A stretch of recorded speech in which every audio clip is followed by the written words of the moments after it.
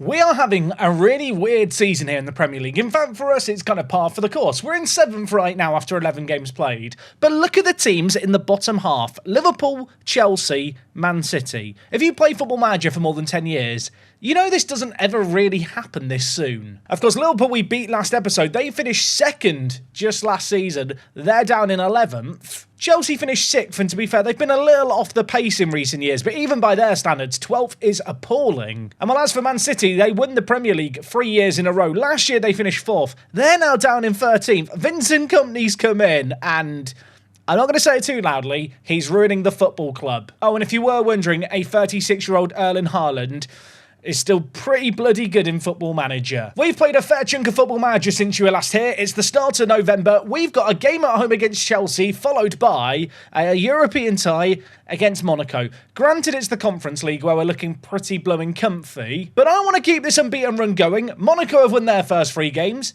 It should be a banger. Yes, folks, how is it going? And a warm welcome back to the Journey Manager. It's episode number 3 here with Newcastle. Last episode, I opened things by bigging up Jung Hwan. And, well, he is the top goal scorer at the club. But the bad news is, at least for the first game today, he's unavailable. He twisted his ankle in a win over Burnley.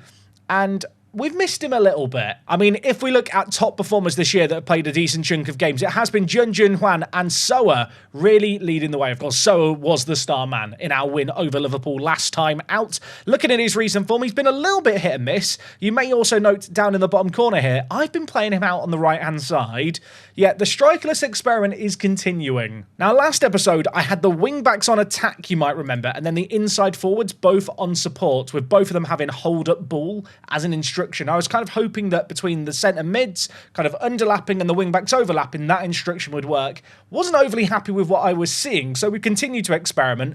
Both the inside forwards are now on attack. I want them to get further up the pitch and into the box, because I did think that was maybe a little bit of an issue for us. You'll also note I've got rid of hold on to the ball and hold up the play, and elsewhere the centre attacking mid that was an attacking mid on attack is now an attacking mid on support. One of the reasons for doing this is I have a few different players that can play in this position, such as Balan, but they all have comes deep to get the ball, and in fact it's the exact same with Soa. He also has comes deep to get the ball.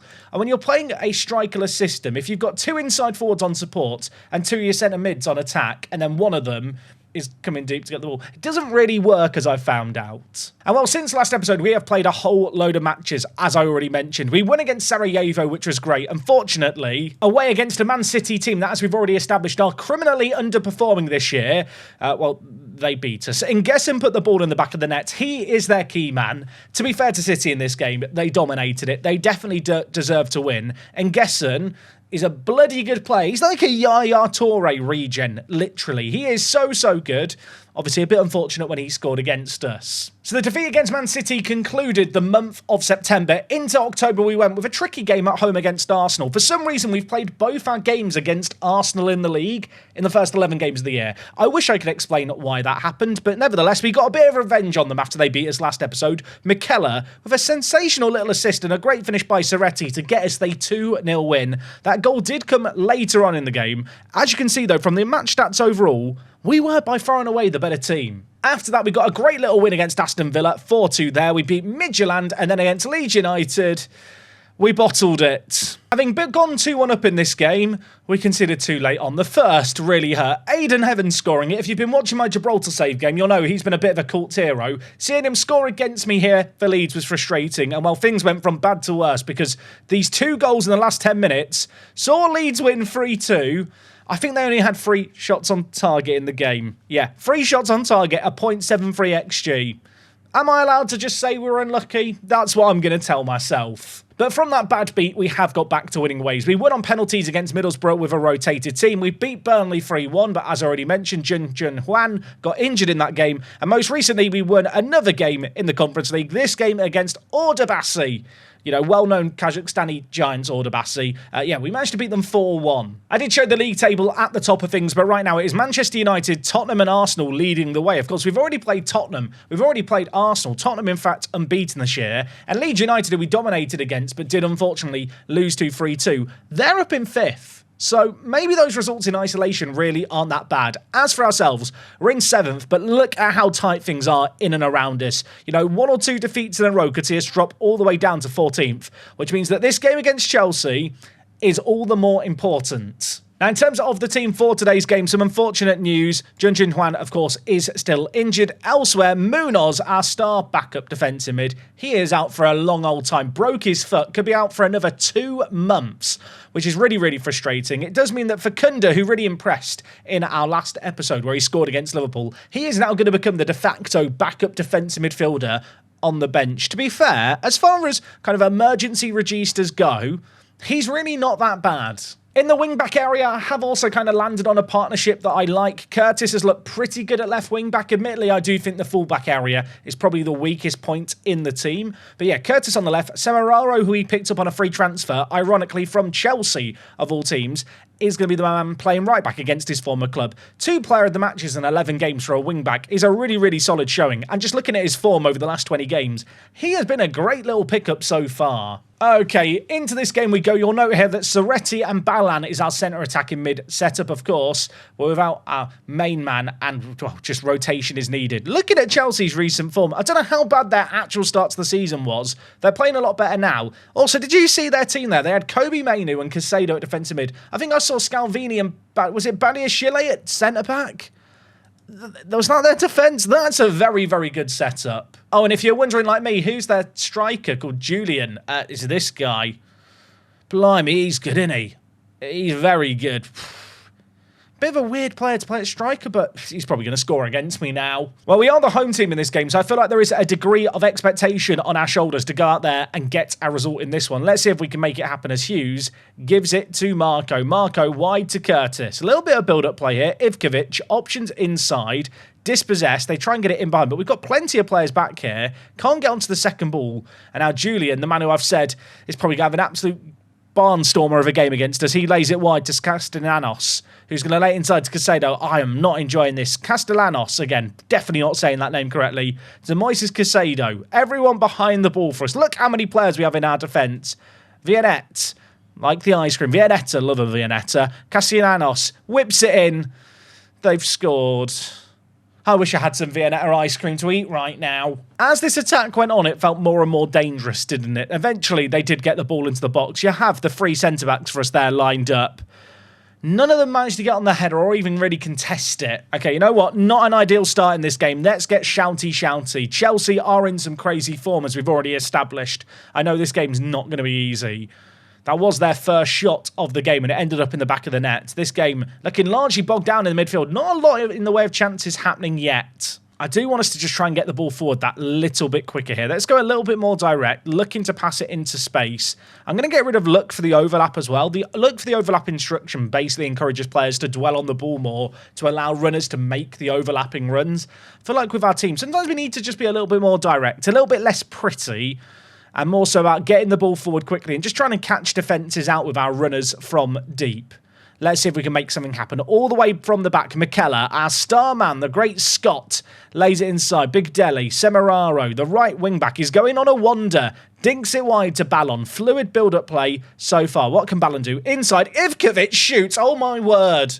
Well, we tweak the tactics. We get one back before half-time. And might I say myself, that was a really, really pretty goal. Like, we actually knocked the ball around here with some really nice confidence. Balan, Ivkovic, tasty little first-time finish. I think he caught the keeper out. And that late goal is the end of the first half. Look at that. Chelsea, 2 shots all half. To be fair, we only had 5.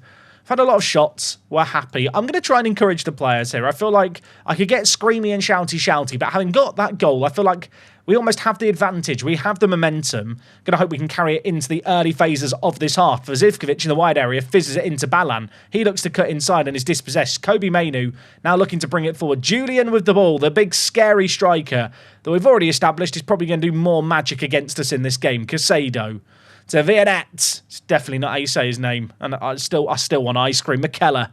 Big Deli. McKellar, where are you going? He's bringing it forward. Marco. Where is Polo? Forward it goes. That is an ambitious ball, to say the very least. I think that's the more direct instruction coming up. Well, not trumps. What's the opposite of trumps? Coming up, not trumps. That will do me. Badia Chile to Viennette. The commentary's been all over the place today. If you enjoy the video, leave a like. Kobe Mainu, do not hurt me. Lays it wide. Viennette. Oh my word, what an awful goal to concede. It's 2-1. I need to check how good Viennette is. I need to find out how good this bloke is. Kobe Mainu lays it inside. I think this is dangerous. That is such a cruel deflection to end up in the back of the net. Viennette. Is he good? He's probably said Vianney because he's French. He's not even that good, but I mean, look at the physicals. The physicals like that are just good in Football Manager, aren't they? You know what? If there's a silver lining to that goal, there's loads of time for us to construct some kind of response. Hughes, left centre-back, stepping out and giving it to Curtis.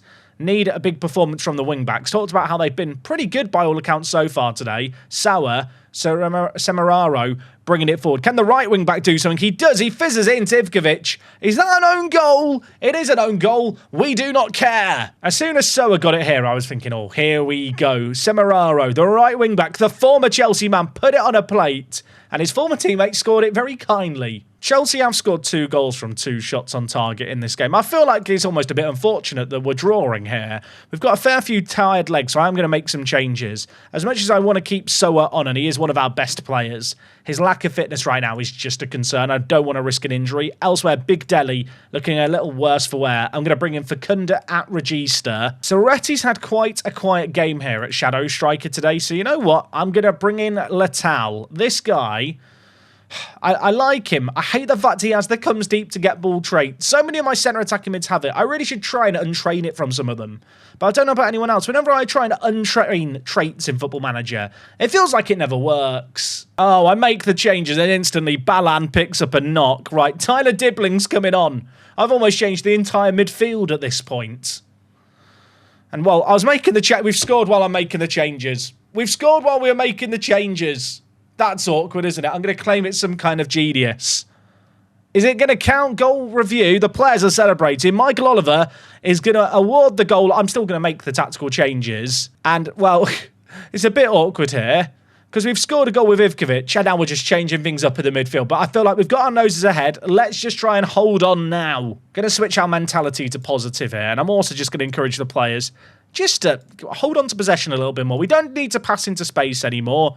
Roll it out, slow down the play. Let's just try and kill off this game for the last 15 minutes. Chelsea have been second best by every metric, with the exception of possession. But possession doesn't win you football matches. Goals do. And I'll tell you what, a 4th one for us here would certainly help ease my nerves. Letal with a bit of time wasting eventually whips in. It's cleared away as far as Marco. Signs, shoots! That was the outside of the post. 7.5 minutes plus added time here. If you thought this game was going to fizzle out with that 3rd goal for us, absolutely not. There is still action. There is still an opportunity for Chelsea. There's still a chance, I suppose, for us to get another Dibbling to Letal. The subs link up. Letal's dispossessed. Ivkovic shoots. It's his 4th goal of the season. And that is a silly little goal, isn't it, really? That's his hat-trick. That is his hat-trick. He had 1 goal going into this one, and now he's decided Chelsea is the team where he just wants to cause some pain. That's a really, really nice goal. You'll notice Dibbling there as they're attacking mid on support. More willing to drop deep. That was something I think we were lacking with the previous kind of attacking midfielder role setup. And I feel like at this point, surely that is the game. They are changing their system, desperately trying to chase things here. 6 minutes of added time. Referee, let them play. Blow the whistle. End the game right now. There is 2 minutes left. Chelsea are throwing men forward. Imagine if we get a 5th. I'm starting to get carried away. McKellar, where are you going, son? Wide to Semeraro. Letal, sign. Semeraro. Look at the football. This is football. It's pretty. It's beautiful. Can we keep it going? This is so nice. If there's a finish here at the end of it. Oh my, it's deflected wide. I was ready to start submitting my application for goal of the season. This game here is going to finish 4-2. Another game where we've not kept a clean sheet. Defensively, I've still got questions over our system. But I do think one thing you can't really look beyond is the fact that right now it is getting us some mighty good results. All of a sudden, we're up to 5th. Ignore the fact that half the league have games in hand on us again. I'm not sure why we've played 12 games and everyone else has played 10 or 11. No idea. Balan's out for 2 to 3 weeks. We're looking a little light in the centre attacking mid area of the pitch, if I might say so myself. Ivkovic, got to give him some praise. At some point, he will earn the nickname Super Mario if he can put in more performances like that. Prior to that game, I'll be honest, I've been quite indifferent to him. You can see I've been dropping him. That's what the gaps in the bar chart are, games he's not played. I don't think I can drop him for the next league game. Now, that next league game is actually after the international break against Brentford, so maybe the players who are injured will actually be back for our next game, which isn't going to be the Brentford game. Instead, we're going away to Monaco. I'll see you guys for that one in just a mo. Do not go anywhere.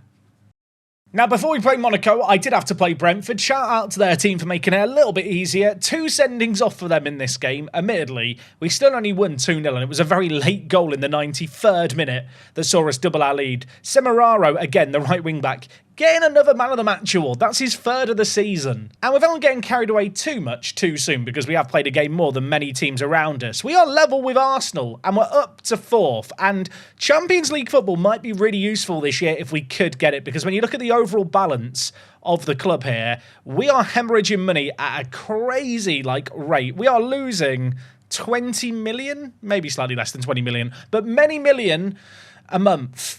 And Champions League money might be the only way to balance things out. Originally, I wondered if there was a loan or something going on, but I think it is just our crazy wages. Yeah, there is no actual debt. There's no loans being paid off or anything like that.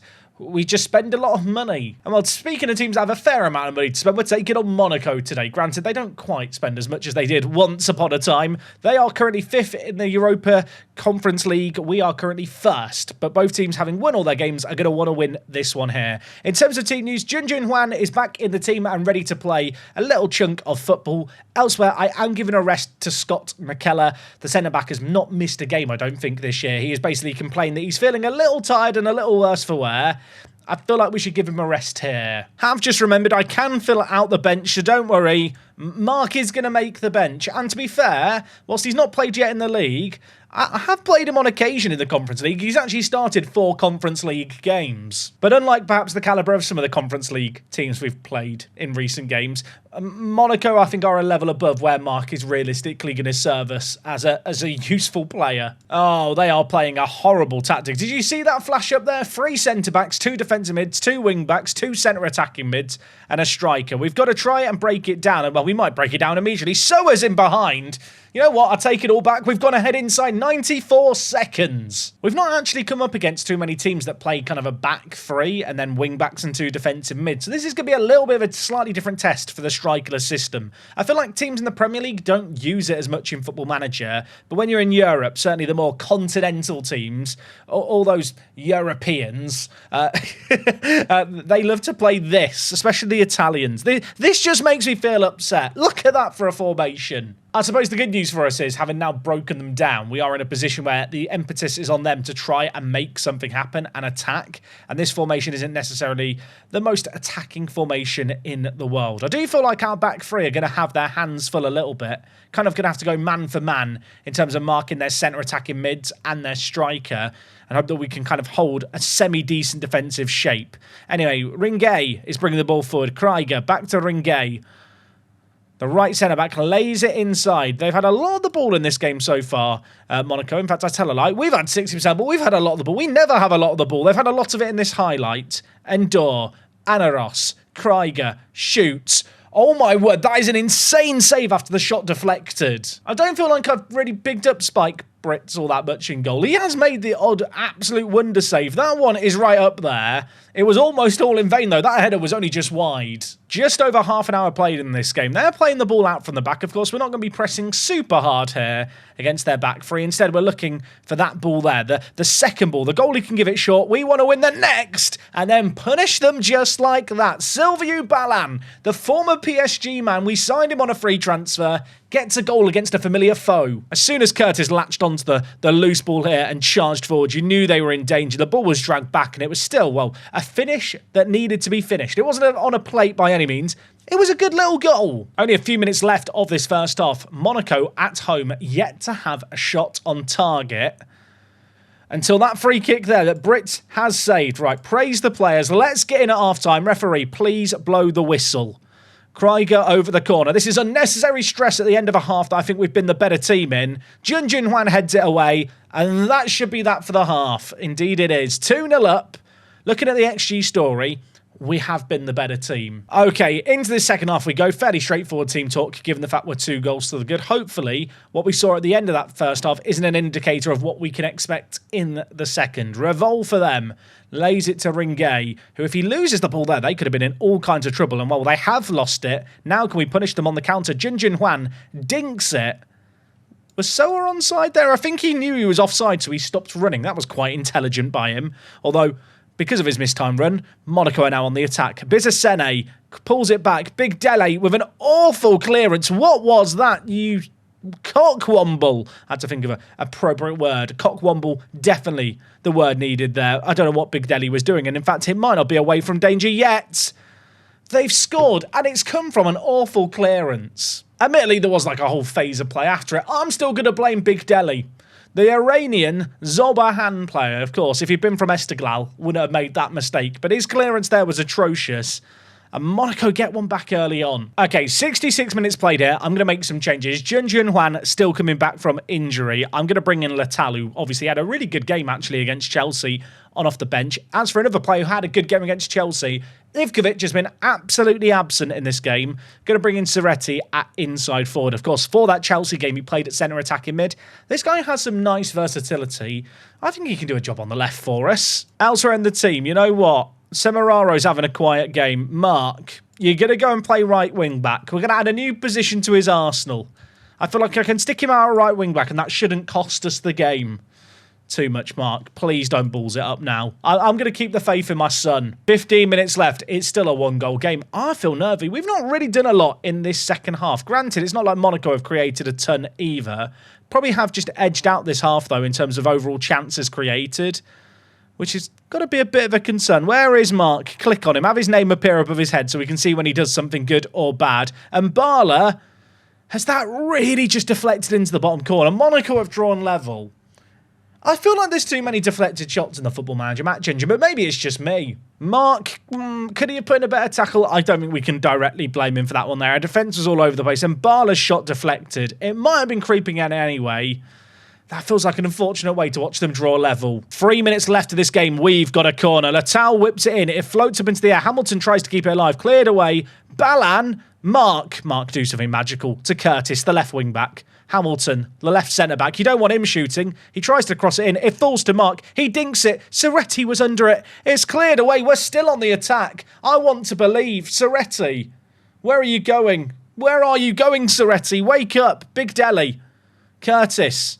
Pressure is mounting. There's players in the box. It's floated towards the back stick. Letal hits the post, gets the rebound and scores. There's a VAR check. There is a VAR check here. I don't know if it was Letal. I don't know if there was still one stood by the goalie. The goal's going to count. Oh my word, we might have robbed them late doors here. Curtis whipped it in. Letal's initial header hit the post. The keeper got half a touch to it, but Letal was there for the rebound to give us the lead. And at this point now, we are just going to, shut up shop and be sensible. Transition, slow the pace down, just distribute it out to anyone in the defence. Scott McKellar, who I was giving a rest to, our star centre-back, I'm going to bring in the middle. Elsewhere, Curtis is looking a little tired at left wing-back. Egbo, on you come. Lads, let's just see out this game. Switch the mentality to balanced. We have the lower XG. I want to say we don't care. We might care. That was a free kick that's only just gone over. Scream some praise at the players. There's 3 minutes to hold on. Monaco have a corner. I do not like this. It's whipped in. Hughes heads it away. Sai, Krieger, back post, Big Dele, Soretti. That will do. Egbo, just run. Just run, son. Okay. Hold on. 40 seconds. No seconds. That is that. We have won this game. We did not deserve to win that game on the overall balance of play. Second half, we were not good enough. But we got a result.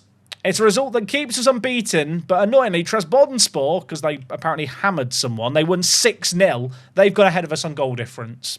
I am fuming. I mean, to be clear, it actually doesn't really matter if we finish top or not. But if we can finish in the top 8, we would skip a whole round of the knockouts, which, just from a fixture congestion point of view, would be quite nice. Now, speaking of fixture congestion, it's probably worth acknowledging the fact that we are not out of any competition yet. We are still in the Carabao Cup. We've been drawn away from home against Tottenham. That game is midway through December. Given the fact that Carabao isn't exactly the most prestigious, shall we say, of English domestic trophies to win, if we start to get towards the semi-final or final, we'll worry about that one. Come back tomorrow to see if we win.